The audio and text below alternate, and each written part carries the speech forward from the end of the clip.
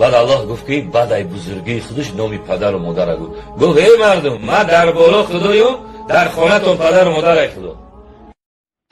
من در بالا خدایم، در خانه تون پدر و مادر خدا. پدر پیغمبر است، پدر پیغمبر است، پدر پیغمبر است، مادر فرشته. خداوند هر دو را در قرآن طور نوشته. علیکم السلام و رحمت الله و برکاته. اینو من نو بشکرم برادر یک کافره اینو پرتاش بگو ببینه که مولوی افسانه گو میگه که پدر و مادر الله هستند. الحمد لله الذي أرسل رسوله بالهدى ودين الحق ليظهره على الدين كله وكفى بالله شهيدا وأشهد أن لا إله إلا الله إيمانا به وتوحيدا وأشهد أن محمدا عبده ورسوله صلى الله عليه وسلم تسليما مزيدا. أما بعد، السلام عليكم ورحمة الله وبركاته. برادرانم و خواهران موحدم، بارك الله فيكم. امروز یا یک دو روز قبل یکی از نوارهای مولوی باختری به لقب اژدها را مشاهده کردم که در این نواری که یک چند ثانیه هست آشکار و واضح به شرک صریح اکبر واقع شده و مردم را به سوی شرک اکبر دعوت می کند. و البته که خواستم به این کفر صریح، به این شرک صریح که ابو لهب و ابو جهل و ابو طالب و عتبه و شیبه و ربیعه نگفته بود رد بگویم. برادران و خواهران موحدم، ما تا امروز هر جوابی که به مشرکین قبوری ها می دهیم و هر ردی که به نام علماها که به خود لقبهای مولوی و غیره و غیره را داده و به سر خود سله زده، یک جامعه به تن گرفته و خودشان را سیمایشان را سیمایی یک عالم گذاشتند، و ما شاگردان آنها ضدیت میکند. هر باره که رد میگوییم، هر باره که جواب میدهیم، خود شما شاهد هستید که پیروان این طاغوت ها، پیروان این مشرکین و در گرد و اطرافش بوده به ما میگویند که ابو محمد مدنی یا ابو اسامه رحمه الله شما سختگیری میکنید، از پیش خود سخن میکنید، این علمای ما علمای ربانی هستند، اینها کفر و شرک نمیکنند، گویان به ما رد میزنند. وقتی که ما صحبت کردیم در حق امام مشرکین، شاگرد بزرگ شیطان لعین الرجیم حکمت الله که از خر خانه اش هم گمراه تر بود، همچنین سر و صداها را بلند کردند که گویا این انسان مشرک گمراه این چنین سخنها را نگفته است، حالا که کتابش وجود دارد. ما به کتابش اثبات کردیم، بعد از این خاموش شدن. وقتی که برادری ما شیخ ابو اسامه رحمه الله تعالی در حق این باختری که دروغ و زور و بهتان به خودش لقب مولوی مانده است، این دروغ میگه این مولوی نیست، زیرا که لقب مولوی این یک دکتر علمهای اسلامی، پروفسور علمهای اسلامی گفتنی سخن است. مولوی یک عنوان درجه بالای علمی است، اگرچه در نزد این صوفی ها باشد، لیکن مولوی ها بسیارش حد و حدود دارد. لااقل در دنیا دو الله، دو خدا وجود دارد نمیگوید مولوی. لیکن بارک الله فیکم اینها دروغ بر خودشون لقب های مولوی را گذاشتند، لقب مولوی ها را هم زیر پا کردند. در اول در تاجیکستان لقب ملا بود، حالا هیچ کس خودش ملا گفته نمیتواند، زیرا که ملا هر کس به خودش لقب ملا مون، ملاگی به تمام این نامی شرمنده ها شد. گویا انکنون صوفی ها لقب نو گرفتن، لقب مولوی فلانی، مولوی اژدهار، مولوی خرکله و غیره و غیره. لیکن این مولوی بیچاره لقب مولویگی را هم شرمنده کرد. از این روز پس هر کسی که خودش مولوی میگوید شرمنده شد، دیگر مولوی نگوید. اولا خطاب من به پیروان این مولوی ها، به پیروان این علمای طاغوت پرست مشرک کافری که در تاجیکستان خودشون صوفی گفته است. من به شما مراجعت میکنم که شما الله را آیا عبادت میکنید یا که انسان را؟ شما الله پرست هستید یا که انسان پرست؟ آیا شما یک الله دارید که عبادت میکنید یا دو الله و سه الله دارید؟ شما آیا مشرک هستید یا که مسلمان هستید؟ شما کی هستید؟ بالاخره حقیقت بیان بکنید. مختصری سخن همین است که به نام مولوی به لقب اژدهار که از خری خانهش این گمراهتر است، زیرا که هر یک حیوان میداند که الله رب العالمین واحد القهار است، الله احد است، هر حیوان میداند.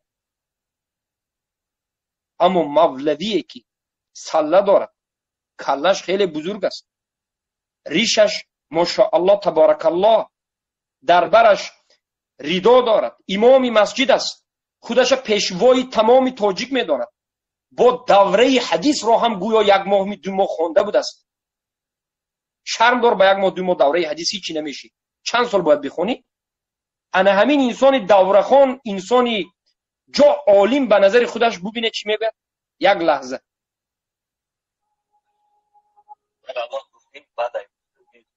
پدر و مادر گفت مردم بعد در بالا خدایم در خانه تو پدر و مادر. الله المستعان، الله المستعان. الله بزرگی بعد از خودش بزرگی پدر و مادر گفت است و گفت است که یعنی اینو خدا میگن، الله ترجمه کردن به کلمه خدا، یعنی همون الله. الله گفت است که من در آسمان خدایم، یعنی الله آسمان من هستم، پدر و مادرت خدا در درون خانت است. مگر همین سخن کفر صریح آشکار و واضح نیست؟ مگر همین سخن قائل بودن به دو خداگی که خودشان میگویند نیست؟ مگر همین سخن مردم را دعوت کردن به سوی عبادتی پدر و مادر نیست؟ پس این چی است؟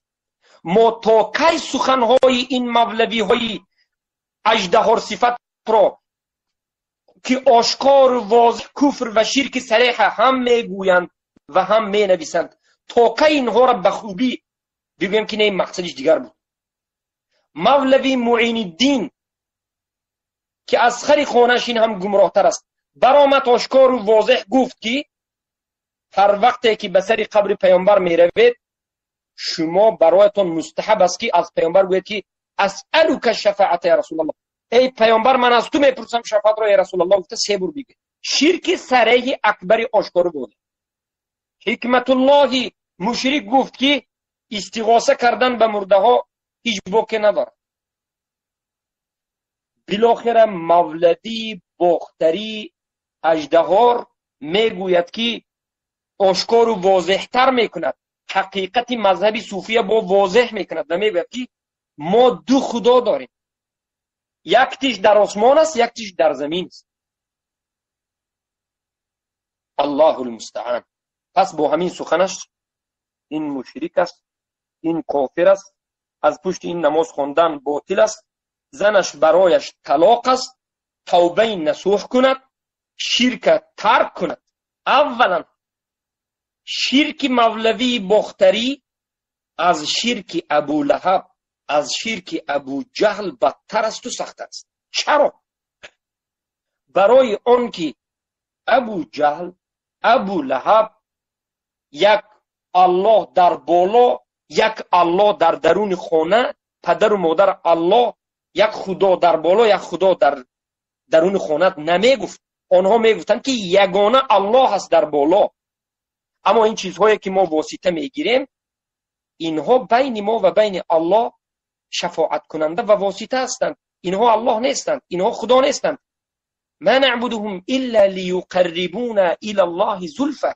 ما اینها فقط به خاطر عبادت میکنیم که ما را به الله برساند. یعنی آنها در عبادت به الله شریک قرار داده بودند، اما دو خدا، دو الله وجود دارد نمیگفتند. زیرا که آشکار واضح در سوره زخرف آیه 87 آمده است که ولا ان سألتهم، اگر مشرکان را سوال کردی که من خلقهم ليقولون الله، شما را کی خلق کرد؟ الله. زمین و آسمان را کی خلق کرد؟ الله. یگانه رب العالمین کیست؟ الله. به زبان تاجیکی خود این، به زبان این صوفیای قبوری بگیم چند تا خدا هست؟ یک تا الله. ابو لهب، ابو جهل همین سخن میگه. اما مولوی دوره خونده این دوره را در کجا خونده است؟ در گرد اطراف کدام دیگو طبق خونده است که حالا نفهمیده است سوره اخلاص رو. سوره اخلاصی که هر یک موحد فرزندی 1 سال 2 ساله که نه سخن کرده بابا آچه ماما میگد به همون تعلیم میتن که قل هو الله احد، بگو که الله یکتاست. همین فرزندهای ما ای باختری مشرک، همین کوچک کوچک فرزندها، فرزندی همه مسلمان ها، فرزندی موحدین، وقتی که زبان میبرارند همین مابین 1 هفته 2 هفته یا 1 ماه اول بعد همین سوره اخلاص تعلیم میگیرند یا که 1 و 2 تعلیم میگیرند. اولین سوره اخلاص، اولین آیت سوره اخلاص به مولوی باختری رد. من هیچ فکر نمی کردم که روزی می شود که ما به مشرکین، به همین صوفی هایی که خودشون مولوی میگن درباره این صحبت میکنیم که هی مردم الله یک تا از 2 تا نگوید. مجوس هم وقتی که گفتن که خدای ظلمات و خدای تاریکی، کم کم شرم داشتم این سخن را میگم، نمیتونند که گفتن نمیتونند. اما مولوی باختری همین خیل برا وایمه کرده میگه که الله گفت که در بالا او خدا، در زمین در درون خانه پدر و مادر خدا است. اعوذ بالله. ما جوابمون انا همین سوره اخلاص است. الله سبحانه و تعالی میگوید قل، بگو، این امر است به کی؟ به محمد صلی الله علیه و سلم. الله به محمد صلی الله علیه و سلم امر کرده میگه که بگو ای محمد به مشرکین بگو که الله احد، هو الله احد، او الله یکتاست، تنهاست، شریک ندارد، در آسمان و زمین، در درون خانه، در درون این عالم و در بیرون، در همه جا الله یکتا و تنها، این الله رب العالمین است. ای مشرک، سوره اخلاص 1 بار نظر بکن، یا در نزد شما قبوری ها سوره اخلاص هم همین قل هو الله احد هم از آیت های متشابهات است. زیرا که هر آیتی که ما به شما میاریم شما میگید این آیت متشابه است. این مشرک حاجی مرزا، این دیگر تو و این اژدها را قل هو الله احد را بگوید که متشابه است یا محکم است. اگر متشابه گوید با کافر، اگر محکم بگوید آخر چرا شما نفهمیدید که الله یکتا است؟ الله الصمد، الله بی نیاز است. لم یلد ولم یولد، هیچ کسی را تولد نکرد و از کسی تولد نشد. ولم یکن له کفوا احد، و هیچ کسی هیچگاه برابر الله نمی شود. آخری سوره انمین اخلاص، سوره قل هو الله احد، باز یک رد کوبنده مشت کوبنده به دهان این اژدهار مولوی بختری است که میگه ولم یکن له کفوا احد، هرگز هیچ کسی با الله برابر شده نمیتواند. ای مشرکین، پدر و مادر را این قبوری ها، این صوفی ها چنان منزلت و مقام دادن که گفتن در درون خانه، در زمین، پدر و مادر این خدا است، این اعوذ بالله گو که رب است و الله است. و این چنان غلو در حق پدر و مادر کردن که سبحان الله امروز حتی پدر و مادر کفر و شرک و تمامی ضدیت به الله سبحانه و تعالی بکند در نزد اینها باقی ندارد. برای چی؟ برای اینکه پدر و مادر است. امروز به دعوت ما خیلاها غضبشون میاد، قبوری ها غضبشون میآید، به مردم عادی میگن که ابو محمد مدنی خوب نیست، گوش نکنید، برای اینکه پدر و مادرتون این کار میکنند. ما میگوییم که اینها پدر و مادرشان را به خودشان رب گرفتند، اله گرفتند. مردم عامه باور نمیکردند، به ما باور نمیکردند. اما امروز دیدید که بزرگ شما، همون هم قوم شما، از بین شما به زبان تاجیکی شما میگوید که در آسمان الله خدا، در زمین پدر و مادر خدا. اکنون چی میگوید؟ باز به کدام عذر میروید؟ عذری ندارید. هر کسی که همین انسان دیده و دانسته مشرک نگوید، پیروی از همین بکند، مشرک است. از این شرک در تاریخ از این دیده دیگر شرک و کفر واضح سبحان الله نشده است. الله سبحانه و تعالی هر پیامبری را که فرستاد علیه السلام تا امروز بارک الله فیکم، همه اشون دعوت میکردن که الله یکتاست، تنهاست. و در درون قرآن صدها آیت است که میگوید که الله یکتا و تنهاست. مثلا سوره انبیاء آیت 25 رو نظر بگیرید. الله میگوید اعوذ بالله من الشیطان الرجیم ما ارسلنا من قبلك من رسول الا نوحي الیه انه لا اله الا انا فاعبدون. آن رسولانی که ای محمد، آن رسولانی که پیش از تو ما فرستاده بودیم، به همه اشون وحی کرده بودیم، به همه اشون گفته بودیم که همانا که نیست معبود برحق بجز من و یگانه مرا عبادت بکنید. یعنی برادرانم و خواهران موحدم، ای مردم، همه پیامبران وقتی که مردم را دعوت میکردند، نوح علیه السلام، ابراهیم علیه السلام، هود، صالح، لوط، موسی، عیسی و دیگر صدها پیامبر دیگر، به قومشان میگفتند که یگانه معبود برحق، یگانه ذاتی که انمین الله است عبادت کرده می شود، هم در زمین و هم در آسمان، در تمام کائنات. این یگانه خودش انمین چی است؟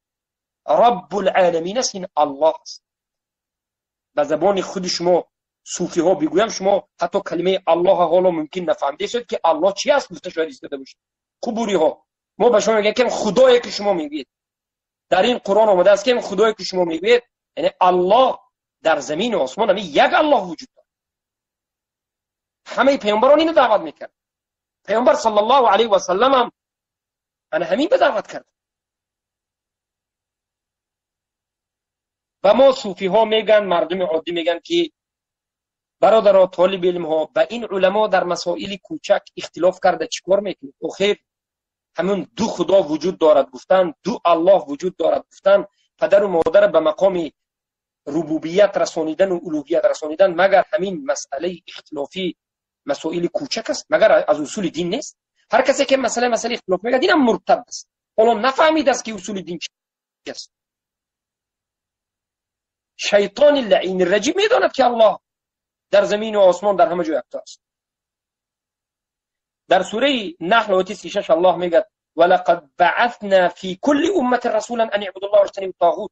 به تحقیق همانا که ما فرستادیم در هر یک امت به همه ملت ها رسولان را که وظیفهشون این رسولان چی بود؟ وظیفه رسولان همین بود که می گفتند به مردم که ان اعبدوا الله، یگانه الله عبادت بکنید، رب شما یکتا و تنها الله هست، و اجتنبوا الطاغوت، و از طاغوت از غیر الله دست کشید. سبحان الله. الله سبحانه و تعالی خودش بیان کرد در میثاق و گفت الستو بربکم قالوا بله، آیا من رب شما نیستم؟ یگانه و تنها من رب شما نیستم؟ این مولوی اژدها هم در همون میثاق بله شهید نه، بله شهادت میدیم که تو رب ما هستی، اما شهادت رو فراموش کرد. اما این جهلش در این مسئله عذر نیست، مشرک است. الله سبحانه و تعالی به طوری یک دیگر به شما بیان میکند که در سوره انبیاء آیت 22 لو كان فيهما آلهة إلا الله لفسدتا فسبحان الله رب العرش عما يصفون. اگر در این زمین و آسمان ها یک معبود دیگری، یک اله دیگری بجز الله وجود می داشت، حتما فسادی بزرگ به وجود می آمد. پس پاک است الله رب عرش از آن صفتی که مشرکین به الله نسبت میدن، یعنی از آن وصف مشرکین به الله وصف میکنن. این مشرکی باختری هم گفت که وصفی الله وصف کرد، گفت که الله در بالا خدا هست، خدا گفت که من در آسمان یعنی خدا هم، و در خانه کی گفت سبحان الله پدر و مادر. از نام الله میگه، این یک کفر دیگر است. از نام الله میگه. سؤال ما به مولوی لقبی دروغینی کذابی باختری خرکله اژدها همین است که الله همین سخنش رو در کجا گفته است؟ کنی بیار تورات بیار، انجیل بیار و کتاب قرآن بیار. همین تورات و انجیلی که امروز در دست یهود و نصارا هست و تحریف شده، از اول تا آخر تغییر داده شده است، در همون این سخن نیست. در همون این سخن نیست. کنی بیار پیروان این مولوی ها، ای مردم شما یک طلبات داشته باشید، شما از این پیشواتون یک حجت طلب بکنید. نشود که در روز قیامت شما بگید که ای مولوی تو مرا گمراه کردی، نجات نمیابی، وقتی مولوی میروید به جهنم. ما مولوی گمراه کرد، این حجت نیست، این نجات نیست. مقلدین در شرک اکبر عذر ندارد، مشرکین است. سبحان الله. یعنی الله در این آیت آشکار و واضح بیان کرده ایستاده است که در زمین و آسمان ها غیر از الله یگان دیگر اله وجود ندارد. یگان دیگر اله وجود ندارد. سبحان الله. یگان اله دیگر وجود ندارد. و سببش رو هم با عقلان گفت. اگر اله می بود، دو خدا می بود، حتما فسادی بزرگی به وجود می. اما وجود ندارد. یگانه الله هست. پس در آیت دیگر الله سبحانه و تعالی سوره صاد 65 آشکار و واضح بیان کرد و گفت که قل انما انا منذر وما من اله الا الله وما من الا الله الواحد القهار. یعنی همانا که من رساننده و بیندهنده از جانب الله هستم و هیچ اله بجز الله یکتا و تنها واحد القهار وجود ندارد. یعنی یگانه ذاتی که عبادت می شود و رب العالمین است که شما همه خدا می گوید، الله یکتا و تنها امین الله است که واحد است، یکتا است، تنها است، شریک ندارد، نه در زمین نه در آسمان، و قهار است. از الله بترس. ای انسانی که شب و روز مردم را به سوی کفر و شرک دعوت میکنی، از الله بترس، وگرنه عذاب الله در بالایت شدید است. این شرم است به همه مولوی ها، به همه مولوی ها شرم بود. شما چرا این یکی از مولوی های خود اداره کرده نمیتوانید؟ نخود شما به خاطر آبرو، به خاطر مشهور شدن این قدر کفر شرک را به پروا نداشته باشید. بله، عاقبت صوفی ها انمین است، اما پروا نداره. هیچ چیز مانند الله، برابر الله شده نمیتواند. اگر پدر و مادرت باشد، اگر این حاکم طاغوتت باشد، هر کسی باشد. سبحان الله. الله گفت رب السماوات والارض. الله رب آسمان ها و زمین است. فاعبده واصطبر. یگانه همین الله عبادت کن. هل تعلم له سمیه؟ آیا به همین الله یگان مانندی برابری رو میدانی؟ یعنی نمیدانی، وجود ندارد. این استفهام اینکاری است، وجود ندارد. اما وقتی که انسان عقیده ندارد، وقتی که انسان معنای لا اله الا الله را نفهمید، وقتی که انسان کفر به طاغوت ندارد، وقتی که انسان دعوت پیامبر را نفهمید، وقتی که به خاطر چی این پیامبران قرآن و سنت آمدن است را نفهمید، دیتش به اهل توحید است و به توحید و به کلمه لا اله الا الله است، عاقبتش همین است که به سوی بنده پرستی مردم را دعوت میکند، به سوی پدر و مادر پرستی دعوت میکند، دیگر به نام ایشان و مولوی و حاجیش میبراید به سوی انسان پرستی، حاکم طاغوت پرستی دعوت میکند، دیگرش میبراید به سوی برادر گفتن قبوری و رافضه دعوت میکند. عاقبت این مولوی های شما، این صوفی های رقاصه گمراه شما، این قبوری ها همین است و عاقبتشان شرک صریح است. ما براءت خود را اعلان میکنیم از این مشرکین. ای موحدین و ای مسلمان ها، براءت خود را از این مشرکین اعلان بکنید. از پشت این انسان نماز خواندن باطل است. اگر توبه نکند به جماعت به جنازش رفتن هم حرام است. توبه کند، زیرا که در بینش طلاق واقع شده است. خارجه یکی از علمای سلف صالح میگویند هر کسی که به کفر صریح واقع شد در حالتی که خود را مسلمان میگفت، بدانید بلغوا انی، از من رسانید که بینش، یا گفتن ازواجهم مطلقه، زنهایشان مطلقه شد. انا جواب شما. اما به من خبر آمد که برادری گفتن که این سخنی مولوی در یک بار نیست. مولوی سخنش در حق پدر و مادر این فقط این یک نه، با یک در یک چند جای دیگر در حق پدر و مادر با غلو کرده است. در یک جای دیگر میگوید که پدر و مادر این پیغمبر است. یعنی الله پدر و مادرت باشد، پیغمبرت پدر و مادرت باشد. پس دین همین گفته پدر و مادرت است.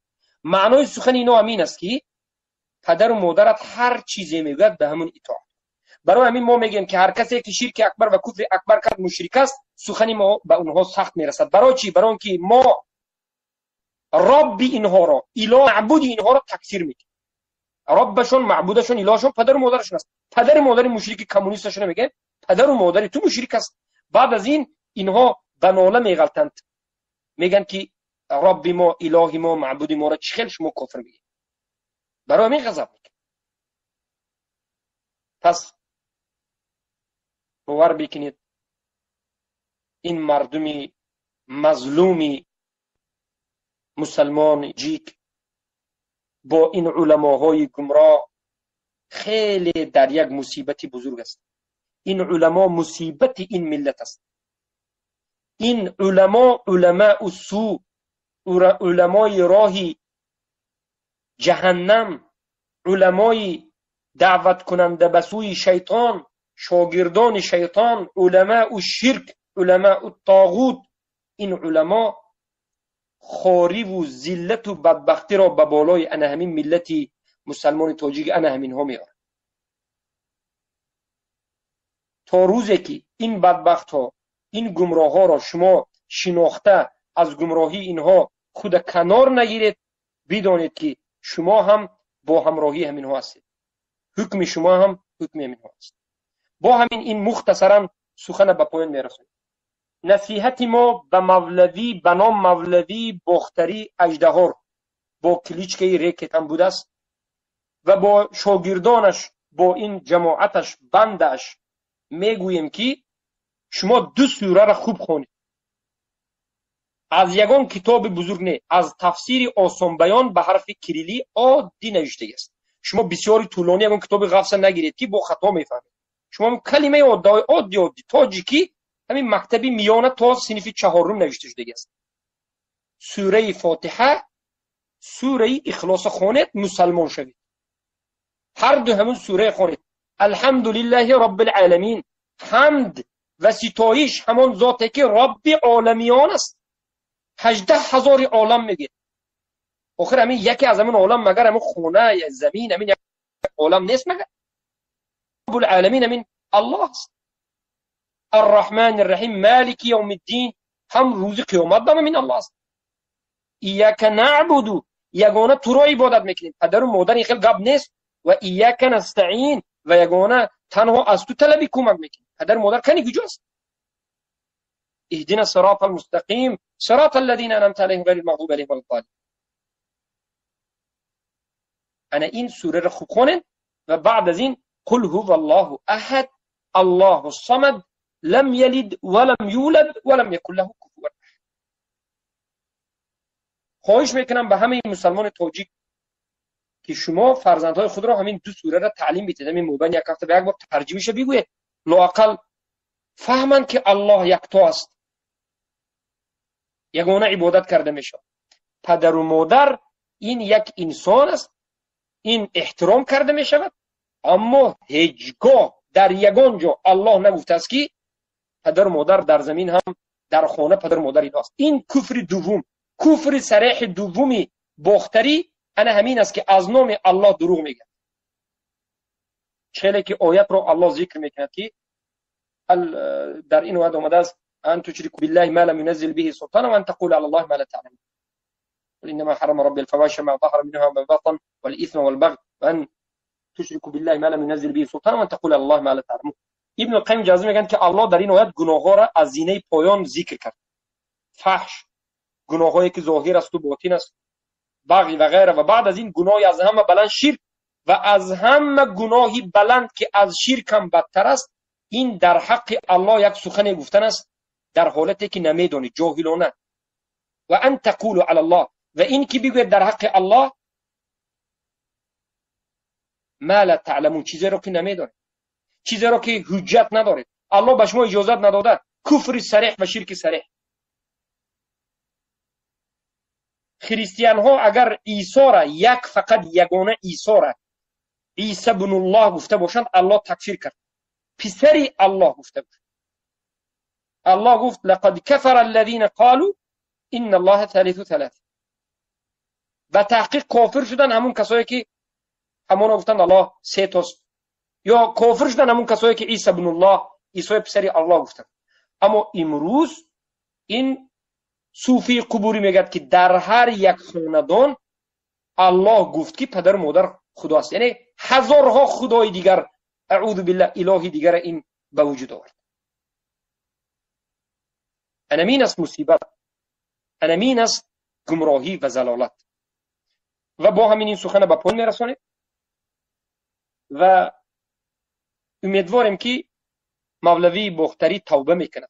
امیدواریم که پیروان مولوی باختری این طرف و آن طرف زده سخنهای دروغ نمیگویند، توبه میکنند، از این کفر شرک توبه میکنید. دیگر راه نیست. شرک و کفر شما روز به روز واضح شده است. توبه کنید، دیگر راه نیست. شرک صریح و کفر صریح همان وقت توبهش قبول می شود که خیلی که آشکار شده بود، آشکار توبه کند. آشکار کفر شرک گفتی، آشکار باید توبه کنی. در غیر این صورت حکم مشرکین و مرتدین کفار است. و با همین این رد ما به پایان رسید. امیدوارم که برادرها انا همین رد ما را جدا میکنند و اینا منتشر میکنند و البته که به مردم میرسند. و انشالله روز دیگر، روز آینده، به یک دیگر از صوفی ها، یکی از شاگردهای این مشرک هلاک شده، مشرک مرده، حکمت الله مشرک شاگردش سخن میکنیم که ما سخنهایی که میگویم از آسمان نیست، اینها در حقیقت میگویم. این مشرک دیگر میگه که اونو فردا میگذاریم صحبتش، ویدیوش هست، میگه که در همین زمین میگه ما البته عقیده صوفیه میدونیم که صوفی اعتقاد دارن که قطب وجود داره، 4 قطب، در 4 طرف قطب 4 صوفی همین زمین داشته میست. اگر همین 4 قطب نباشد زمین طوفان میشد، میکپد، میلرزد، نابود شده، میده شده میره. برای همین به این 4 قطب نماز نه، روزه نه، هیچ نه، اینو دم گرفته، کیف کرده، ضیافت خورده، زینای لطکوب کرده، معیشت کرده، گشتن دکار. چی به اینا قطب؟ اینا به وقت نیست نماز خوندن، به اینا همیشه زمین قبلی ایستاده، اسلامی ایستادنشون در اینا هم تو سر دادن، رکوع برفتن، نماز به سر کردن، زمین میلرزد، همه جا ویران میشه. اینها به عبادت نه، اینا فقط کیف کردنشون در کیفشون گویا که این زمین قبلیشون بوده است. ما این سخن گویم صوفی‌ها میگن که محمد مدنی تو این دروغ است، خطا است. انا که فردا ما ویدیو به شما ان شاء الله میبینید که در تاجیکستان شما نیم زاید علما و اکثرش همین عقیده را دارند. بعضش آشکار میگوید و بعضش پنهان میگوید که این قطب میگه، یکی از قطب ما میگه سال 2000 بگیم 1991 92 رفت، دیدید میگه قطب رفت چخیل جنگ شد، چخیل جنگ شد، دیدید میگه همین قطب رفت برای همون تاجیکستان کنترل از بین رفت. زیرا که تاجیک‌ها صوفی‌ها با خودشون کمتر قبول میکنن که تاجیک‌های صوفی، یعنی تاجیک‌های کمتر، صوفی‌های تاجیک ضعیف‌تر بودن، قطب دنیا نه، قطب تاجیکستان خودش بودن.